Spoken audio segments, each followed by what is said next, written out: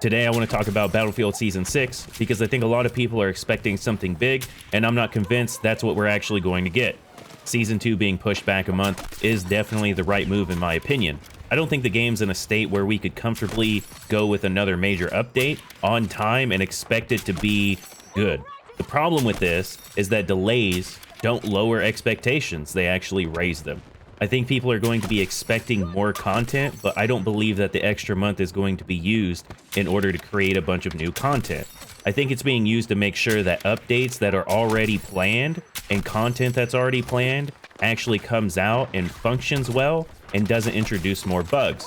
This means that the expected updates that they have in their mind is going to be focused on trying to get the game in a more playable state overall. Now, maybe, and hopefully, they're also utilizing this time to rethink their direction moving forward and what season content should actually look like, along with what players actually expect out of the season content.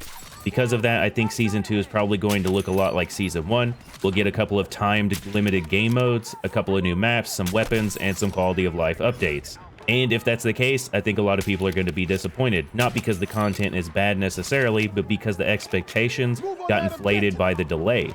Now, for those who actually know me, this is going to throw you off. I don't think that means that the developers are lazy or incompetent. No, in fact, I think this means that they're prioritizing the game to try to get into a more solid, reliable state before trying to scale the content beyond that. Personally, I find this to be the absolute best way to go about it, because right now, I don't think the game is in a good enough state to expand the content enough to make up for the downsides of the game currently, especially when it comes to the netcode issues.